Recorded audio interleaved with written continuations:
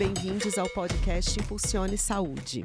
Este é um material produzido com recursos do projeto BRA 15004, uma realização da ONG Amigos da Vida, com apoio nosso, da Gerência de Vigilância das Infecções Sexualmente Transmissíveis da Secretaria de Saúde. Eu me chamo Fabiana, sou assistente social e estou aqui com a minha colega.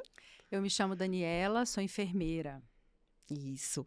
E hoje o nosso tema, como todos os outros que a gente vem trazendo, é um tema muito interessante, sempre envolvendo a temática de infecções sexualmente transmissíveis, HIV e AIDS, E hoje, especificamente, a gente tem um título diferente, Bela, Recatada e do Lar, a prevenção silenciada.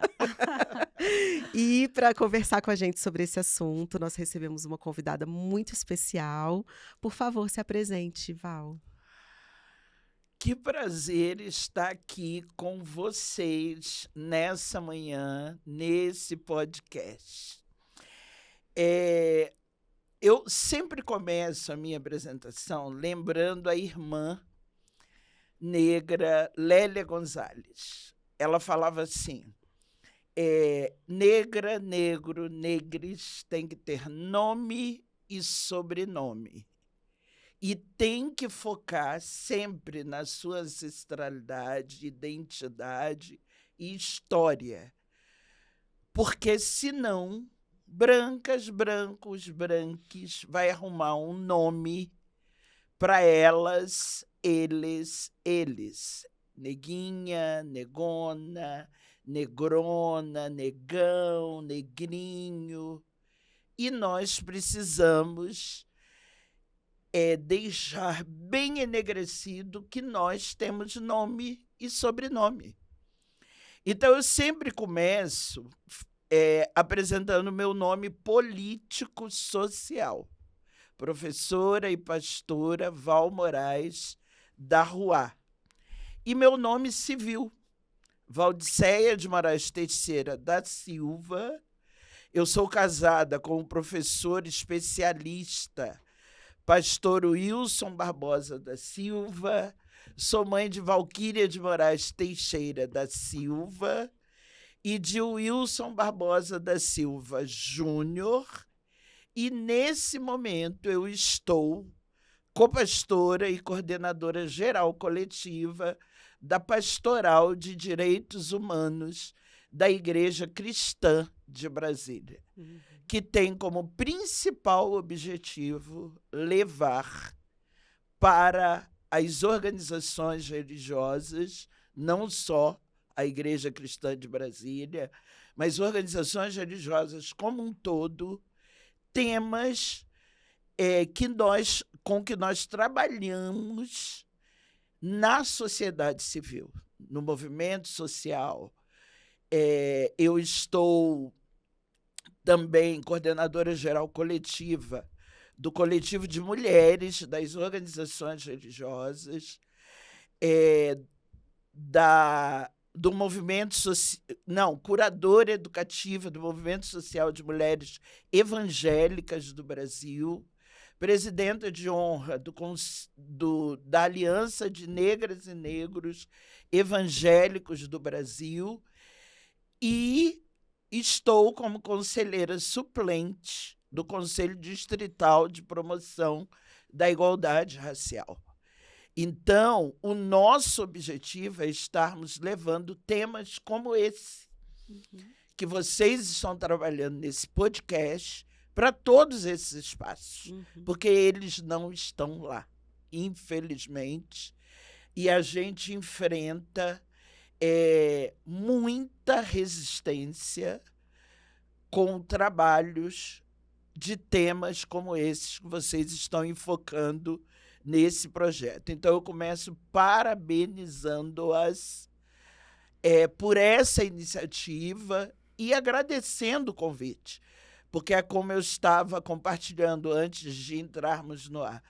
Pretendemos não só estarmos aqui, pretendemos garimpar em todos os podcasts os temas já abordados por vocês, para que estejamos levando para o chão do território das 36 favelas do Distrito Federal, para ampliarmos essa abrangência tão necessária nos momentos que nós estamos vivendo hoje no país e no mundo, né? Infelizmente. Sim, que coisa boa. Muito bom. Nossa, até me arrepiei. Porque Que Lélia, chegada, né? Uau! Lélia Gonzalez, é isso mesmo. É uma autora que é assim, uma referência para mim, né? Parte do meu letramento racial, que eu acho que é um compromisso que todo branco tinha que ter. Para não falar besteira, né? Para não ocupar espaços que não são legítimos, né? Que o branco esteja ocupando. Quando a gente estava programando esse podcast, eu fiquei pensando, nossa, eu tenho uma história com o segmento evangélico. Sério? Sério. Eu fui nascida e criada num lar evangélico. Hoje eu não pratico mais, por uma questão de identificação mesmo. E muito curioso, porque eu era da Assembleia de Deus da Madureira. Eita glória! Meu avô foi foi o pioneiro da igreja evangélica lá no interior de Goiás. Então, imagina as camadas, né, de contextos que tem aí. Interior de Goiás, evangélicos. Né? Então, foi esse espaço onde eu fui criada. E esse tema da sexualidade, ele sempre foi um tema que não era abordado. Então, hoje, né, desse lugar de onde eu falo, eu vejo adolescentes evangélicos ou cristãos que praticam, né, praticantes da religião, muito suscetíveis, porque não é um tema que é abordado. Eu não me recordo da minha adolescência de ter isso dentro da igreja. Uma, porque o sexo é para dentro do casamento, né? Você não pode fornicar, né? Porque é um pecado de adultério e acaba que isso coloca o adolescente numa situação muito complexa e as mulheres também, né? Porque tem toda uma questão da expressão da sexualidade que passa pela prevenção das ISTs, né? E eu até falava, nossa, depois da minha adolescência, que eu fiquei mais rebelde, que eu já não me identificava, que eu vou sair da igreja, eu falava assim, nossa, mas como é que a pessoa não vai fazer um test drive? Antes, então, né, de se comprometer com alguém. E aí eu fico tão feliz de ver uma pastora nesse espaço falando sobre a prevenção nesse espaço que, querendo ou não, é um espaço de poder, que exerce um poder na vida das pessoas, e é um espaço que, para mim, né, da minha vivência, é um espaço de muita culpa, né, de um controle pela culpa. E aí eu queria ouvir um pouco de você sobre isso, sobre como trabalhar isso. Só complementando um pouquinho, você falou do seu local de partida, que também veio, né, de uma família evangélica e tudo. Eu não tenho essa vivência, né? Eu sou de outra religião, mas a gente vê em todas as religiões cristãs, né? A culpa, o tabu, né, muito forte, não só na religião, né, evangélica, mas nas outras também. Assim, claro que eu não posso falar por todas, né, mas a religião, o cristianismo, né, ele veio construído, né, ele foi construído e transformado pelos homens numa ferramenta de poder. Uma ferramenta de poder e que culpabiliza as mulheres, né, principalmente. E castradora, né? Nossa, começamos muito bem. Principalmente pela sua história de vida. Mas antes de eu comentar sobre a fala de vocês duas, eu queria também me autodeclarar, né? Em relação à nossa identidade, eu acho isso fundamental. E nos movimentos sociais de que fazemos parte, nós sempre começamos nossas reuniões nos autodeclarando, né? Para nós, é fundamental em termos de identidade.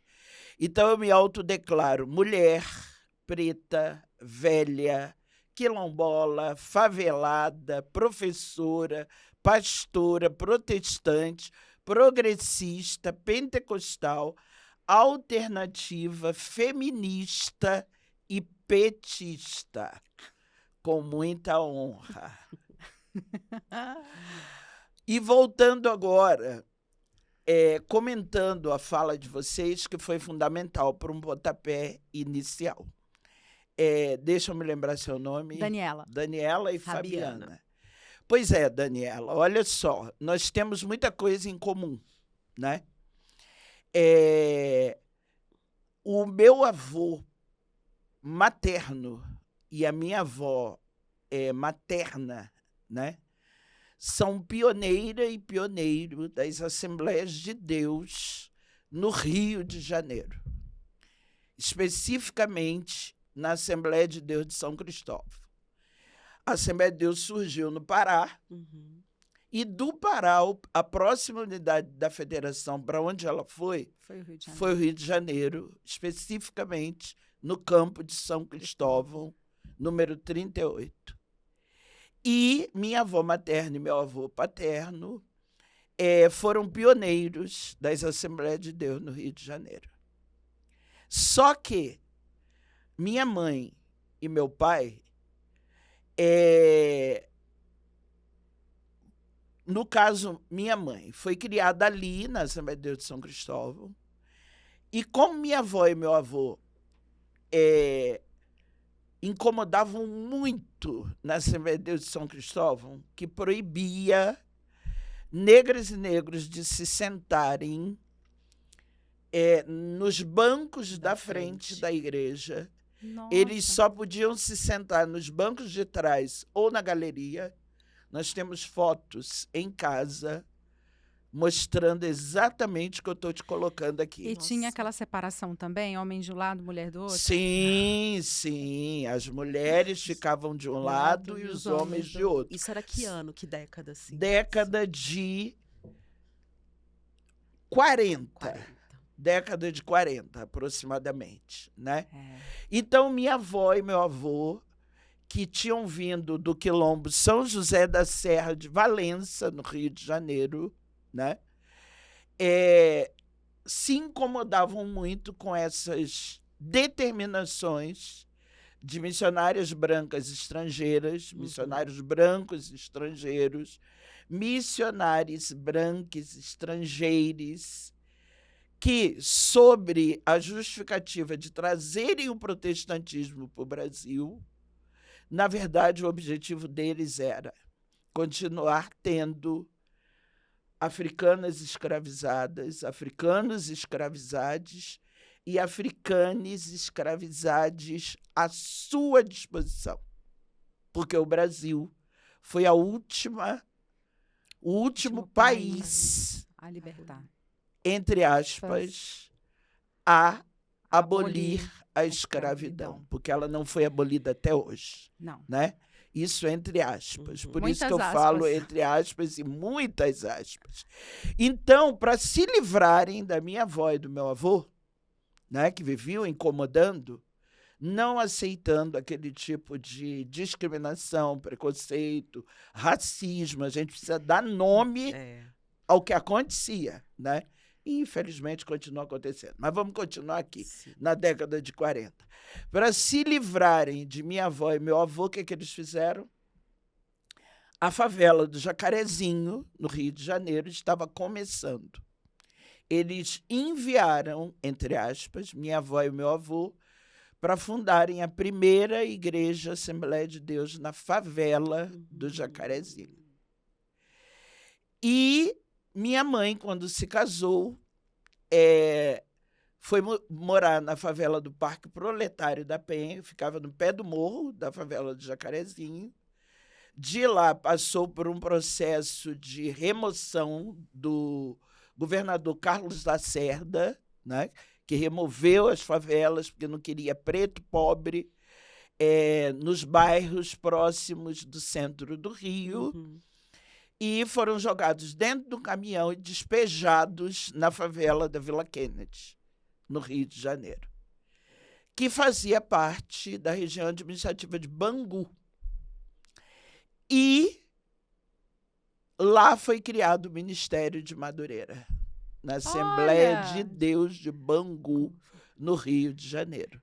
É um segmento, né? Exatamente. Da Assembleia de Deus. Isso. Então, eu passei a infância, adolescência, a juventude na Assembleia de Deus em Bangu, no Rio de Janeiro, acompanhando meu pai e minha mãe, presidindo organizações religiosas protestantes, congregações de Madureira, pelas favelas dos arredores de Bangu, Vila Aliança, Vila Kennedy, Vila Vintém, aquelas favelas ali dos arredores de Bangu. Então, percebeu? Ali nasceu o Ministério de Madureira. Depois é que eles compraram um terreno em Madureira E construíram o atual templo, que é a sede das Assembleias de Deus de Madureira. Então, vindo agora porque você colocou, como eu entendo que você acabou de colocar. 40 anos e 40 anos depois, porque eu nasci na década de 80, sou de 81, eu estava lá, em uma Assembleia de Filial em Goiás. Em Goiás. Que é digamos assim, que é a unidade da federação mais fanática, fundamentalista, intolerante, religiosa, homofóbica, entendeu? Que é Goiás, entendeu?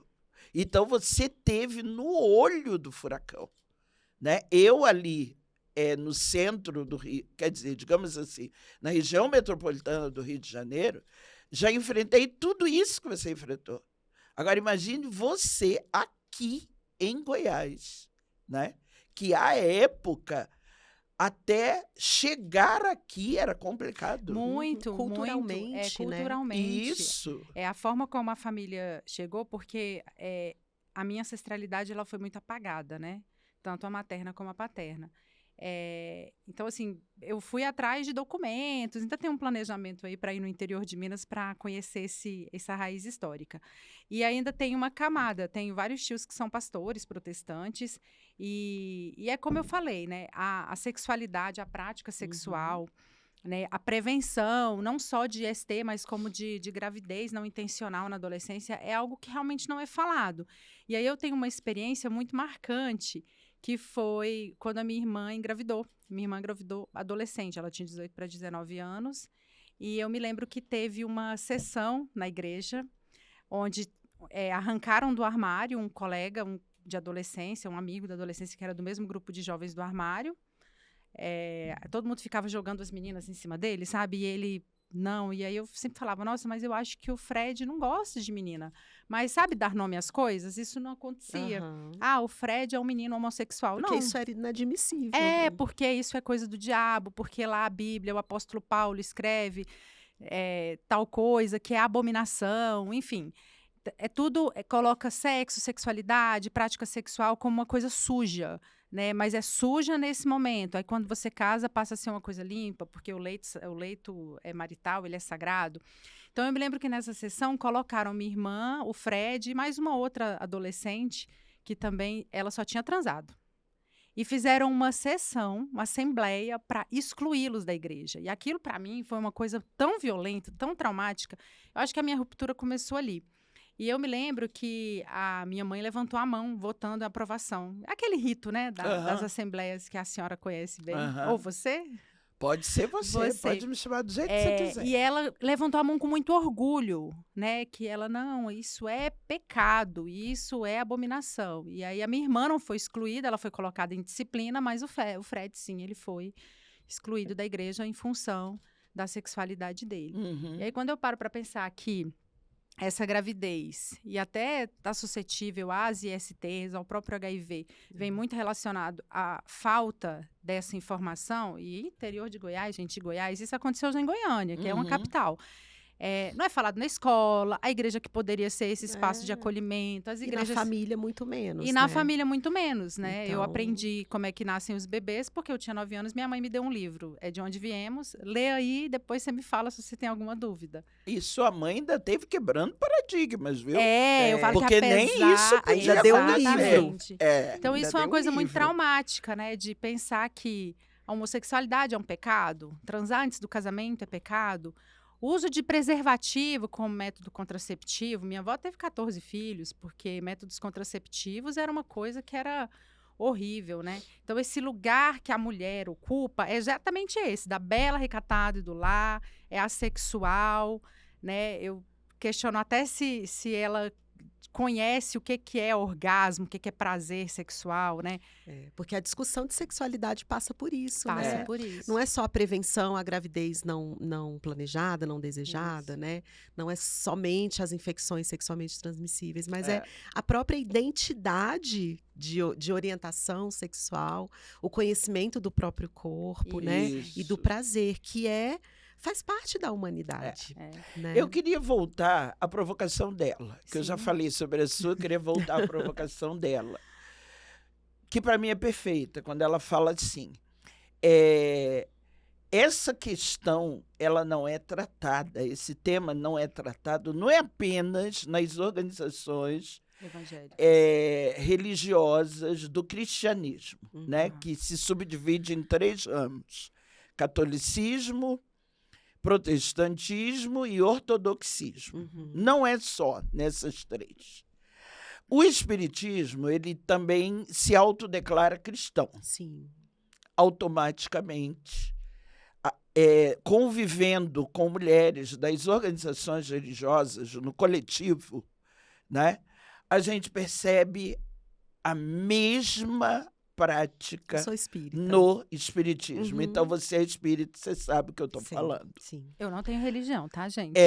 A gente percebe a mesma prática em várias organizações religiosas, né, minoritárias também, entendeu? Com as quais nós convivemos no coletivo de mulheres das organizações religiosas, entendeu?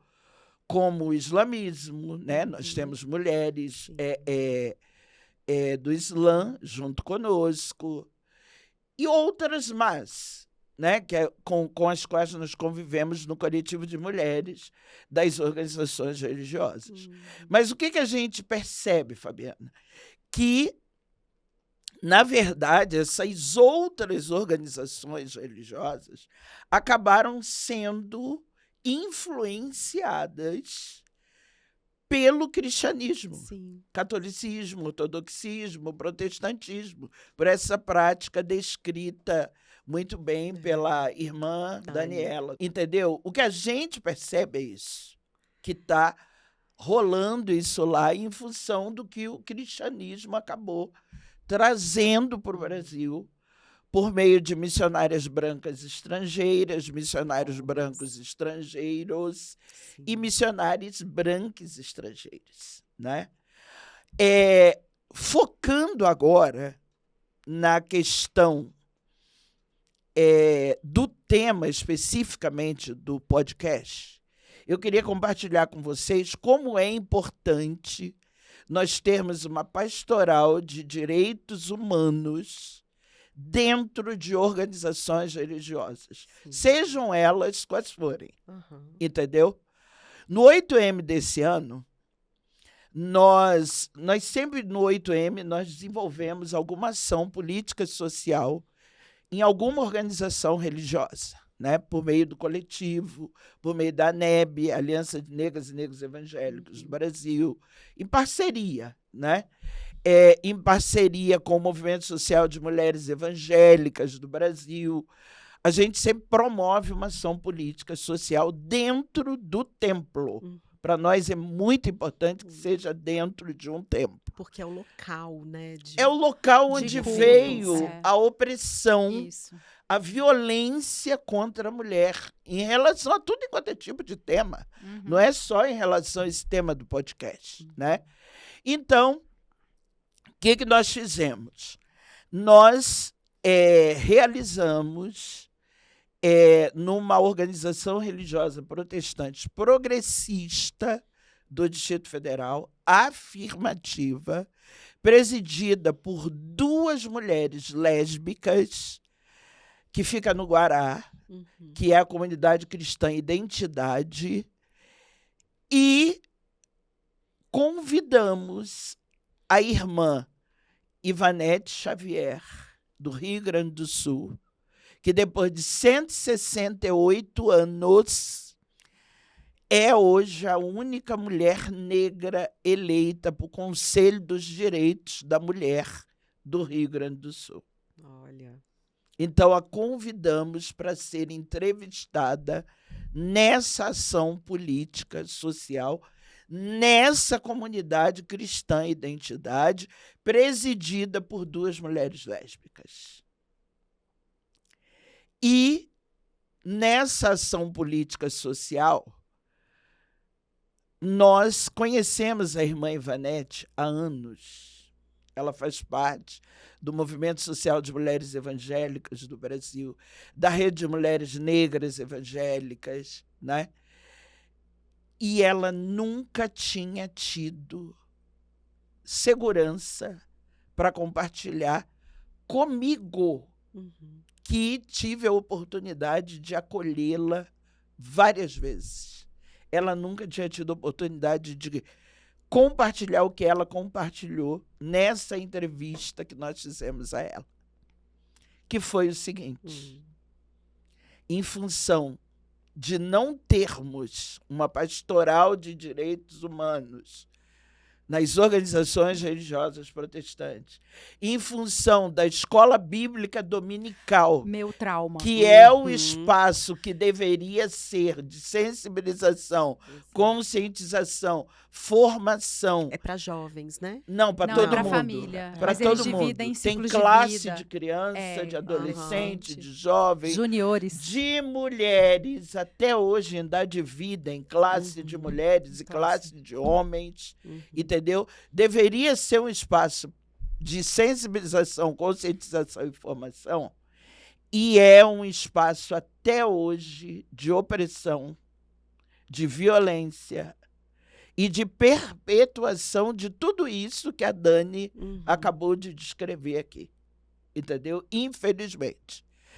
Então, em função dessa falta, né, de conhecimento, de não se tratar dessa temática na organização religiosa, que, consequentemente, acaba se estendendo para a família, né?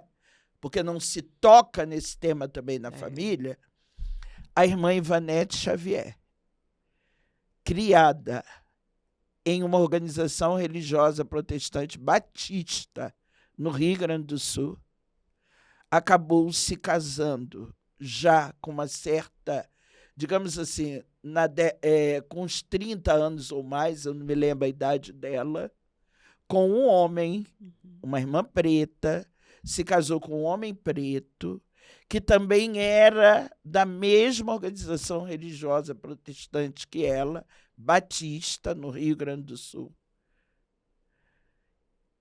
Teve uma filha com ele,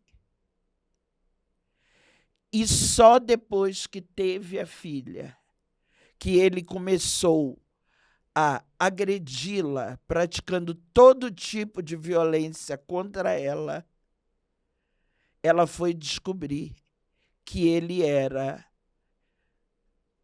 tinha o HIV. Resumindo, ele tinha AIDS. Porque também não se tratava. Exatamente. E não se tratava e ninguém sabia. Foi quando ela descobriu. E pela misericórdia da Ruá é uma divindade feminina que nós, mulheres protestantes, progressistas, teólogas, feministas, né, descobrimos que é uma palavra feminina no Primeiro Testamento e que homens brancos, ricos, que traduziram o livro sagrado, simplesmente, ao invés de dar um nome feminino, deu um nome masculino, para Espírito Santo. Então, a partir do momento que nós descobrimos isso, nós só nos relacionamos com o sagrado por meio da Ruá. Entendeu? Só para contextualizar aqui. Então, o que aconteceu? Pela misericórdia da Ruá e pelo amor que ela tem, a irmã Ivanete, eu estou falando aqui porque ela falou numa ação política social pública. Não, né? É sigiloso. Isso. Né? Pela misericórdia que a Ruá teve com ela, nem ela foi infectada. Nem a filha. Nem a filha. Mas percebam as consequências que poderiam ter. Nós vemos. Entendeu? No nosso trabalho. Poderiam ter. Ela hoje poderia não estar viva. Ela hoje poderia não ter sido eleita a única mulher negra, depois de 168 anos, presidenta do Conselho dos Direitos da Mulher do Rio Grande do Sul. Sim. Entendeu? Só foi porque a Ruá teve misericórdia dela e da filha. E fortaleceu Exatamente. ela, né? E Também. ela teve força também para jogar esse casamento pro alto. Que é outra Entendeu? coisa que é horrível, né? A mulher vive uma Isso. opressão, estupro marital, está Isso. sujeita às ISTs, o HIV, essa história é muito simbólica. Exatamente. E ainda assim, ora, irmã, vamos orar Isso. para o isso, Espírito Santo, que agora eu aprendi, é Ruá. ruá, Isso. que o Espírito Santo vai mudar o seu companheiro. Então, Exatamente. é violência em cima de violência e negando o acesso à prevenção, porque eu acredito muito hoje que as relações elas têm contratos, mas isso dentro do segmento cristão é algo que também não é falado, né? Então, eu tenho contratos. Ok, você quer ter outras relações, isso cabe dentro do nosso contrato. Então, vamos fazer isso de forma a prevenir, cuidar da saúde do outro. Mas isso não é nem falado. Então, a pessoa, e principalmente homens, né, se sentem muito validados para terem outras relações ali fora daquele outro relacionamento dele. Eu não gosto muito da expressão relação extraconjugal. Não, ele está tendo outras relações, estabelecendo outras relações que não foram acordadas nesse contrato inicial. No contrato monogâmico, E né? trazem, exatamente, e trazem toda uma questão que vulnerabiliza mais ainda a mulher, porque ela não tem acesso a essa informação, é negado, e como você bem falou, reflete muito na família. Eu sou sobrevivente da escola dominical e a minha mãe ainda praticava um assédio violento, que era assim, tinha um negócio de dar um bombom para quem decorasse o versículo que foi tratado lá na sala, né? Aham. E eu sempre tive muita dificuldade de decorar o versículo. Um é porque eu achava as palavras muito rebuscadas, né? E aí, um dia ela olhou para mim e falou assim, você não vai tentar? Eu falei, não, eu não consigo. Aí ela, bem que espera de você, você nunca consegue nada, né? Então, Olha só. Ai, foi Dani, muito ruim, né? Então, assim, E é isso, eu Difícil. vivi esse contexto, porque é um contexto de desproteção, porque não falar de sexo, sexualidade, IST, prevenção, expõe o adolescente, o jovem, as mulheres, elas acabam entrando em relacionamentos que são abusivos, violentos, né, onde elas não conseguem ter acesso à prevenção, usar um preservativo. Imagina, um casal cristão falar, vamos usar preservativo, por quê? Você está me traindo? Né? Por quê? Você está fazendo alguma coisa? Então, é sempre pela culpa. E expõe de tal maneira que eu vivi 2 situações de violência. Eu sofri uma violência sexual pelo meu tio, aos 6 anos, e depois com 13 anos. Com uma culpa fenomenal. Eu fui conseguir falar disso já adulta. Eu sinto muito, viu? porque- Pelo que você viveu. Porque você não é a única. Não, e eu sempre falo, e hoje eu rompi porque eu não quero que mulher nenhuma, adolescente nenhuma viva isso. E eu tenho muito orgulho de dizer que hoje eu tenho uma filha lésbica. E eu falei, e graças a Deus a minha filha é lésbica, porque eu consegui fazer com que ela exercesse a sexualidade dela de uma forma livre, uma forma ampla. Vocês promoveram um espaço Exato, seguro porque pra aquilo, essa ela, violência né? que eu sofri, ela não irá sofrer não dentro da igreja. E eu sempre falo, vocês são livres para praticar a religião que vocês quiserem. Aham. Né? Eu não vou impor. Muito Jamais. interessante. Antes de nós continuarmos, eu queria olhar para aquela câmera.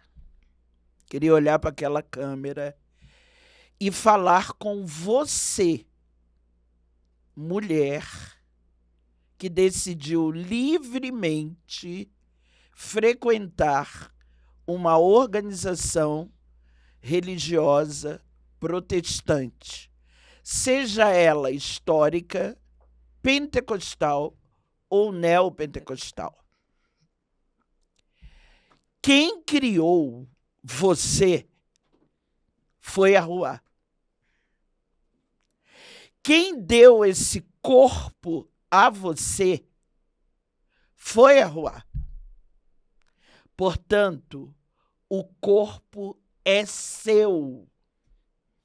É você quem vai decidir o que você vai fazer ou deixar de fazer com o seu corpo. Nenhum homem branco, rico, velho, de olhos claros, cis, que ocupa o espaço de poder na sua organização religiosa protestante, tem o direito de determinar o que você vai fazer com o seu corpo. Nunca se esqueça disso. Eu acho que se todas as mulheres e meninas escutassem esse recado, né? Quando novas, quando adolescentes, isso mudaria muita coisa. Eu fiquei até emocionada. Eu porque também. isso reverbera muito, né? Eu não tenho essa vivência da religião, mas eu sou uma mulher lésbica que fui sair do armário tarde. Assim, tarde, né? Sempre soube que gostava de mulheres, mas casei, sempre namorei meninos, casei com um homem, porque na minha família e no meu meio que eu convivia, não tinha uma opressão assim falada, mas era um modus operandi ali, eu não podia sair daquilo. As coisas não ditas. Né? É, É o problema das coisas não ditas. era assim, a gente nasce heterossexual, a gente nasce, e tudo que foge daquilo, não tinha espaço para fugir daquilo, né? Então, não era ligado à religião, mas era ligado a um modus operandi da sociedade, né? Que a gente sabe que esse modo operandi da sociedade, ele acabou prevalecendo, né, na sociedade como um todo, em função dessa violência religiosa praticada por organizações religiosas de N, digamos assim, religiões no país Sim, e no mundo. no A gente mundo. não pode deixar de reconhecer isso. Sim. Né? E eu gostaria de também aproveitar esse momento para relembrar o irmão professor doutor honoris causa pela Universidade do Rio, Estadual do Rio de Janeiro, e pela Universidade Federal da Bahia, Abdias Nascimento. Abdias Nascimento. Lembrando um princípio, um conhecimento africano que é fundamental para nós, até nessa temática, onde ele afirmava o seguinte, que Sankofa, né, é retornar ao passado, é o que nós estamos fazendo aqui desde o início, né, para ressignificar o presente. Esse podcast tem esse objetivo de estar ressignificando o presente para construir o futuro. E o futuro para as mulheres protestantes, de organizações religiosas, seja ela histórica, pentecostal ou neopentecostal, eu não tenho dúvida disso. Vai ser um futuro sem violência religiosa. Por que eu afirmo isso? Eu não tenho autorização para falar o nome da pastora, porque, muito embora tenha acontecido de forma muito violenta, né, num culto público de domingo à noite, que é o culto que tem a maior frequência, eu não tenho autorização dela para falar aqui, né? Mas nós acolhemos uma pastora, você estava falando que se autodeclarou tarde, né? Você falando da sua filha, que deu liberdade para ela, né? Essa pastora, nós acolhemos e ela sofreu a seguinte situação.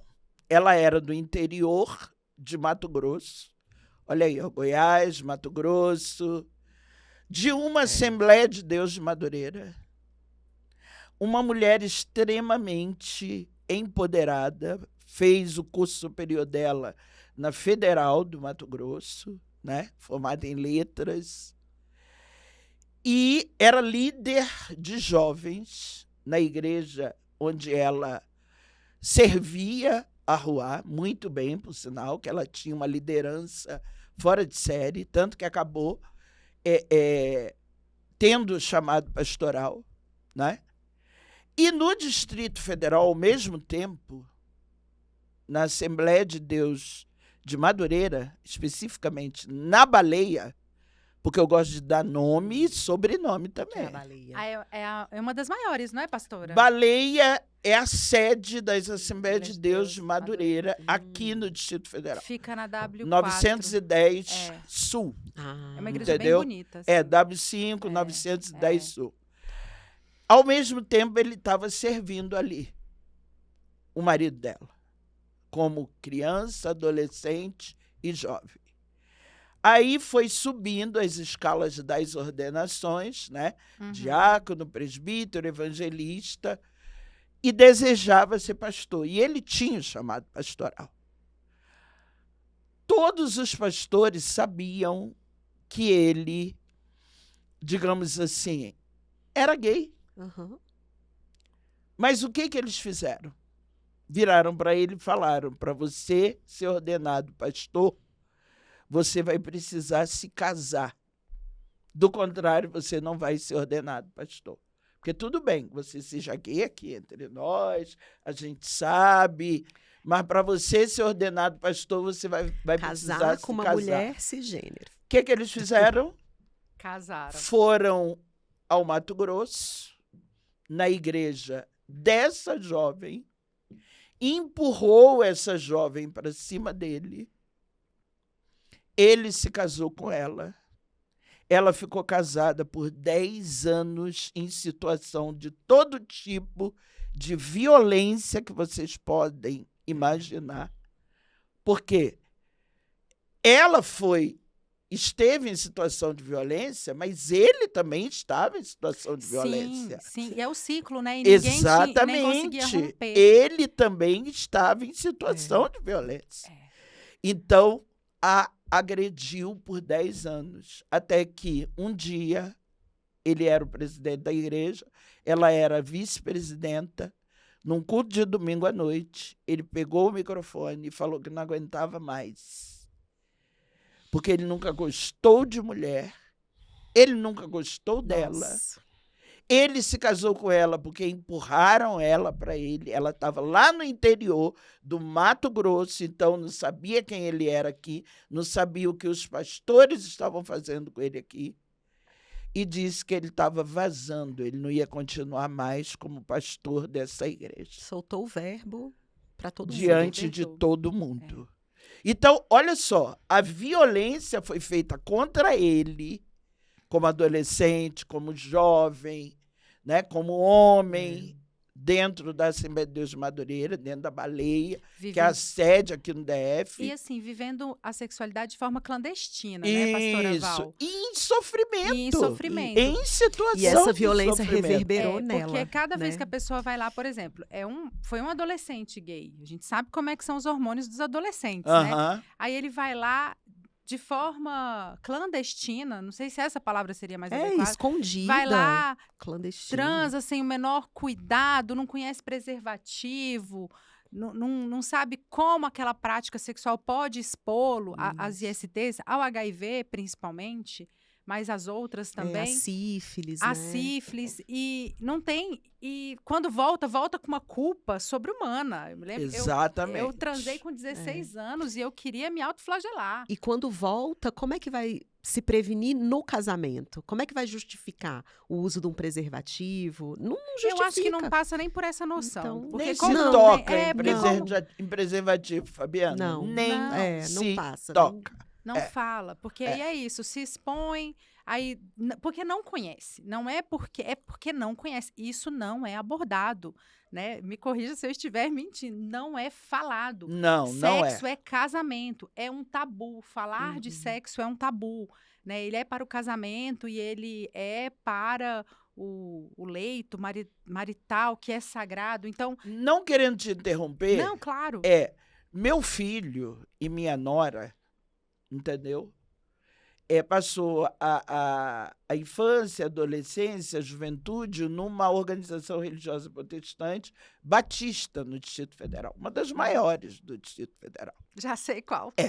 Antes de se casar, eles fizeram um curso para noiva e noivo. Eu fiz também, curso de casais. Sim. Casados Noiva para e frente. noivo. Casados para sempre. Que tem na católica, na religião católica E também. aí? Não, se não, eu me essa é mais engano. na protestante, Ah, né? tá. Fizeram um curso para noiva e noivo. Quando eu perguntei para eles, o que foi falado lá sobre intimidade do casal? Um olhou para a cara do outro. Ué, nada, mamãe. Eu e meu marido, que somos pastores, né? Eu pastora, ele pastor, é que tivemos que sentar os dois antes do casamento para ministrá-los sobre a intimidade do casal, Uhum. falando abertamente, como ele sempre ouviu em casa, Maravilha. mas a realidade dela não era essa, entendeu? Então, se nós deixássemos os dois se casarem sem ouvir falar em intimidade, sem ouvir falar em doenças sexualmente transmissíveis, sem ouvir falar na importância dos dois estarem entrando em acordos, Uhum. que o corpo é dela, De respeito, entendeu? né? E é ela que ia decidir até que ponto ele ia, e que ele tinha que respeitar a decisão dela, do mesmo jeito que ela tinha que respeitar a decisão dele, os dois tinham que entrar em acordos e se respeitarem. Se nós não fizéssemos isso, eles teriam se casado sem nenhuma informação. Como muitos, né? Como muitos não foi só. Porque a partir daí, nós, ao acolhermos, né, principalmente no ensino médio, que eu me aposentei no Elefante Branco, depois de passar 13 anos ministrando aulas lá, entendeu? E convivendo com jovens nessa mesma condição que você enfrentou dentro da Assembleia de Deus de Madureira, entendeu? Em outras organizações religiosas. Então, esses jovens que iam se casar, de N organizações religiosas diferentes, dentro do Elefante Branco eu tinha que aproveitar aquele espaço, entendeu? No dia do provão, em que eles faziam o provão e iam embora, vocês querem ficar? Queremos, Val. Então vamos ficar. Para ministrá-los sobre intimidade. Porque eles iam se casar, estavam fazendo curso de noiva e noivo e não se tocava em intimidade, em educação sexual, em doenças sexualmente transmissíveis. O mote, se aproveitou a oportunidade. Exatamente. O mote sempre é submissão, né? Porque é aquilo que eu falei, é o controle pelo medo, é o controle pela culpa. E aí, de fato, não há um interesse, porque, inclusive, sabemos quais corpos eles querem dominar, né? Isso, então, é muito estratégico. E que bom que você conseguiu e faz esse trabalho, né? De falar sobre isso para essas mulheres ditas, né? Belas, recatadas e do lar, que não querem estar nesse espaço. Então, ter instituições religiosas progressistas, eu acho que é a salvação do Brasil. Com certeza. E ter instituições progressistas lideradas por mulheres pretas é fundamental, porque eu acho que tem que romper. Sim. A forma como a religião entrou no país, ela foi muito branca e muito opressora, fazendo genocídios de povos tradicionais. Então, romper com isso é algo que, assim, quando eu olho, me enche de orgulho. Porque eu vivi também esse contexto do missionário americano, que chegava aqui com aquela arrogância, né? E que, com uma história única. Com história única e com aquela pegada do puritanismo, e aí do puritanismo nesse sentido de sacralizar sexo, sexualidade e demonizar, eu acho que essa é a palavra mesmo, demonizar prática sexual segura, sexo antes do casamento, que todo mundo pratica, mas na clandestinidade se expõe. E aí, quando cai na mídia, vira esse escândalo, como foi o do pastor, que infelizmente vazou. Não, né? Dos. Graças a Deus. Eu falei, dos. Pastores. E eu falo o seguinte, aquilo ali talvez seja um divisor de água na vida daquele homem. E tem um fato curioso. Ele era o único que estava usando preservativo. Então, ele é uma pessoa que com essa ruptura, e eu espero que aconteça de verdade, ele seja essa pessoa que vai entender, né, que sim, as pessoas vão praticar sexo, e sim, as pessoas precisam ter acesso a como elas vão se prevenir de IST, a como elas vão se prevenir de gravidez não intencional, né, porque ele vai romper. Eu espero que ele rompa, né, por todo o constrangimento. Olha só, não é ele que vai romper. Não é ele quem vai romper. quem está rompendo somos nós. Exato. Mulheres Muito obrigada pela correção. protestantes, progressistas, Protagonismo vem daí, né? feministas.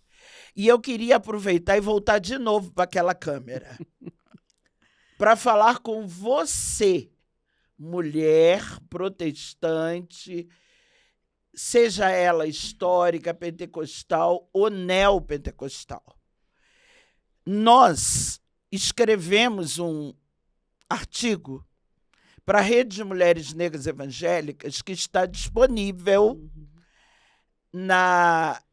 no sítio da Rede de Mulheres Negras Evangélicas, que teve como tema violência religiosa contra as mulheres negras nas organizações religiosas protestantes. Nós somos 60%, segundo pesquisa científica do Instituto Datafolha, de 13 de janeiro de 2020. 60%, nós, mulheres negras. E nesse artigo, eu vou falar só esse pedacinho que está lá, para deixar um gostinho na sua boca, que fala assim: os atos de violência de gênero que colocam a mulher negra em situação de violência religiosa está explícito quando verificamos que, mesmo sendo 60% nas organizações religiosas protestantes, tendo o chamado pastoral, tendo curso de graduação e pós-graduação, fazendo os cursos de formação de obreiras, obreiros, obreiras, bacharel em educação religiosa e de teologia, em níveis básico, médio e bacharel, a violência religiosa se manifesta da seguinte forma: primeiro, ficam sentadas nas cadeiras e ou bancos de seus templos religiosos.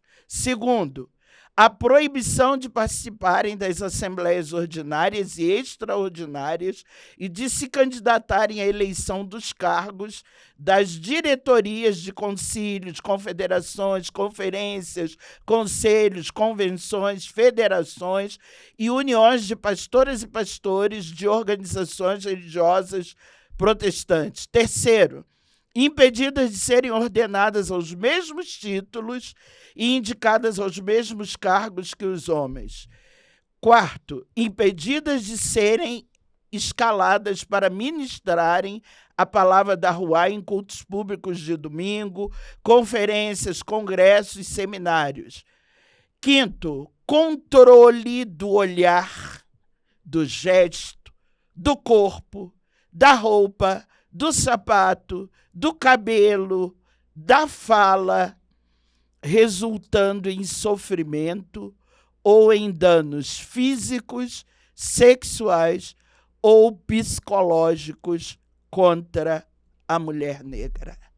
Está lá no nosso artigo, que tem como tema violência religiosa contra as mulheres negras nas organizações religiosas protestantes.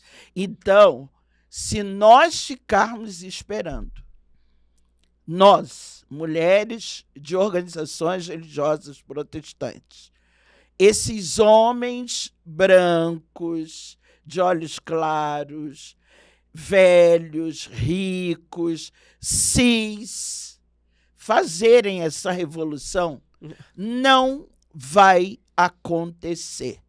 Somos nós, mulheres negras, as 60% nas organizações religiosas protestantes, que vamos fazer essa revolução.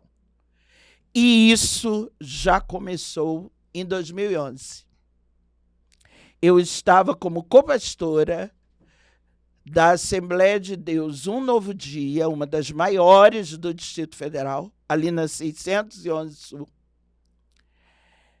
Já estava ordenada pastora e era proibida de ter direito a voz e voto na Convenção Evangélica das Assembleias de Deus do Distrito Federal. Foi quando o maridão né, que é um homem feminista. Também, se não fosse, acho que a gente não estaria casado até hoje. Mas tudo bem. Não ia dar certo. 43 anos não estaria. Não estaria. Foi quando, nos 100 anos das Assembleias de Deus no Brasil, eu escrevi o artigo de nome 100 anos das Assembleias de Deus no Brasil, 100 anos de opressão à mulher. E comecei a enviar para tudo enquanto foi mulher de pastor da convenção. O maridão escreveu uma resolução, porque ele tinha direito a voz e voto, né? Era homem, escreveu uma resolução propondo a ordenação de mulheres aos mesmos títulos que os homens e a indicação de mulheres na ocupação dos mesmos cargos que os homens na Assembleia de Deus, na Convenção Evangélica das Assembleias de Deus do Distrito Federal, CEADIF. O presidente da convenção era um homem preto. Veja como faz a diferença você ter pretas, pretos, pretos ocupando o espaço de poder. Ele era exceção, né? Fala até o nome dele, pastor Sóstenes Apolo, que acabou, inclusive, falecendo por conta da violência que ele acabou sofrendo após ter feito isso. Após ter embarcado na nossa aventura, né? A minha e do maridão. Ele comprou a briga e botou a resolução para votar. Porque era ele, como presidente, que botaria ou não. Botou a resolução para votar. Depois de 3 horas, ouvindo 1000 besteiras pelo microfone, né? De homens, a maioria brancos, condenando a resolução, tentaram me impedir de falar. Né? Não, se passar a resolução, a pastora Val pode falar, mas enquanto não passar, o estatuto não permite. Aí, olha a importância de você ter um homem preto como presidente da convenção. Ele, não. Essa convenção recebe presidente, governador, senador, deputado, que também não faz parte da convenção, que também não teria direito a voz e voto. No entanto, todos eles falam aqui. A pastora Val vai falar assim. Entendeu? Então, depois de 3 horas, só que eles não sabiam que, enquanto eles estavam falando um monte de besteira lá, eu estava sentando do lado de cada mulher de pastor com um artigo e convencendo-a a convencer o marido a votar a favor da resolução. E eles falando as besteiras deles lá. Quando foi na hora da votação, nós ganhamos com cerca de 70% dos votos. E hoje, na Convenção Evangélica das Assembleias de Deus do Distrito Federal, as mulheres têm os mesmos direitos a serem ordenadas aos mesmos títulos, aos mesmos cargos que os homens, a se candidatarem à diretoria da convenção, à diretoria de suas organizações religiosas, e já temos mulheres presidindo organizações religiosas protestantes. Ela é casada com um pastor, mas quem foi enviada para presidir a organização religiosa foi ela. Então, essa revolução somos nós, mulheres que não somos bela, recatada, nem do lar. Nós somos de luta, de resistência, de sobrevivência e de botarmos esses homens brancos, de olhos claros, velhos, ricos, cis, que ocupam os espaços de poder, LGBT-fóbicos, né? Porque eu preciso incluir isso também, botá-los na parede, porque, querendo ou não, nós vamos retirá-los da ocupação desse espaço de poder. Escrevam o que eu estou falando. Tá gravado. Tá gravado. Vai ficar para os anais da história. Olha, Nossa, Val, quanto poder, né? e que potência. Que potência, É, que privilégio a gente poder estar te escutando. poderia escutar mais, mas o A gente tempo... poderia te escutar por horas, É horas e verdade. horas. Mas, infelizmente, a gente precisa finalizar esse episódio. Nós agradecemos demais a sua vinda aqui, todas as suas palavras, a sua ancestralidade, né, que você traz. E gratidão mesmo por você estar aqui, por você existir e ocupar os lugares que você ocupa.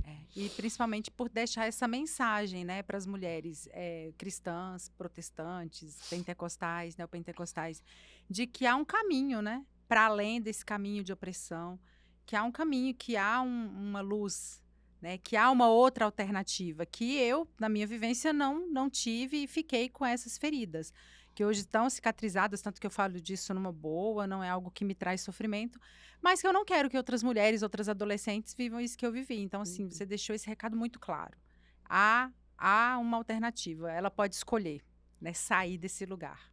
Muito obrigada. Muito Muito obrigada mesmo. Ok, me despedindo, eu queria agradecer a Dani, a Fabiana, a Beth Bogea, que a gente já esteve se encontrando aí pelo Distrito Federal, né, em vários movimentos sociais, pelo convite.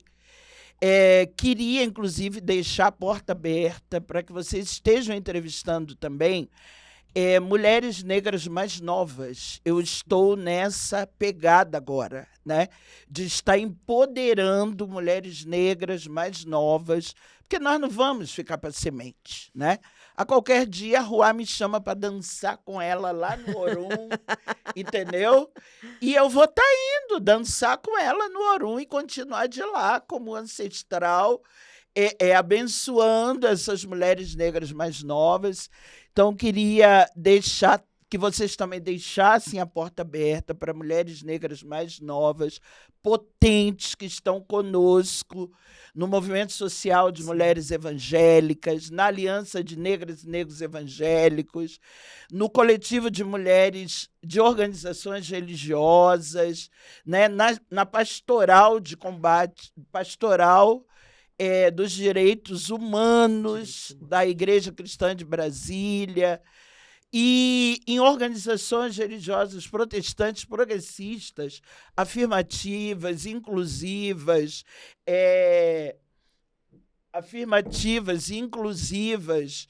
e alternativas no Distrito Federal, porque nós estamos trabalhando de forma interseccional, né? Só nós, negras, negros, negres, só nós, LGBTQIAPN+, só nós, mulheres, né? Nós não vamos vencer isso. A gente precisa dessa interseccionalidade, né? Agora, em maio, nós juntamos o 13 de maio da falsa abolição com o 17 de maio, que foi a data em que LGBTQIAPN+, deixou de ser doença pela Organização Mundial de Saúde, e fizemos uma ação política social em parceria com todas as organizações religiosas, protestantes, progressistas, afirmativas, inclusivas e alternativas do DF, na Igreja Anglicana de Brasília, entrevistando um pastor gay da Igreja Batista Nazaré, da Bahia, aproveitando que ele vem em Brasília para resolver um problema pessoal. Pastor Luciano Santana, a gente não tem dinheiro, aproveitou a vinda dele e entrevistamos ele. Só LGBTQIAPN+, ocupou o espaço de poder nessa entrevista. A facilitadora foi uma mulher trans, o cantor foi um homem gay, a entrevistadora foi uma pastora lésbica, o pastor Luciano, que era gay, foi o entrevistado. Só eles ocuparam o espaço de poder. E ainda homenageamos a pastora Márcia, que foi pioneira no Distrito Federal, fundando em 1996 a primeira organização religiosa protestante progressista afirmativa de acolhimento Maravilha. a LGBTQIAPN+. Maravilha. Perfeito. Então, respeitamos a ancestralidade dela, que é uma mulher negra, idosa, né? E homenageamos ela. Maravilha. Então, é esse o caminho. Isso aí. Jesus Cristo preto de Nazaré nunca deixou ninguém para trás. Quando a gente lê, estuda, pesquisa a história dele, a gente vê que ele dialogava, razoava, dialogava com todos de sua época. Então, se nos autodeclaramos protestantes, progressistas, afirmativos, inclusivos, alternativos, nós temos que agir como Jesus Cristo preto de Nazaré agia. Não podemos deixar ninguém para trás. Temos que acolher, Todos. acompanhar e encaminhar todas, todos, todes. Muito Maravilha. obrigado. Perfeito, Maravilha. Val. Muito Obrigada, obrigada. Tchau, gente. Tchau, gente. Tchau, tchau.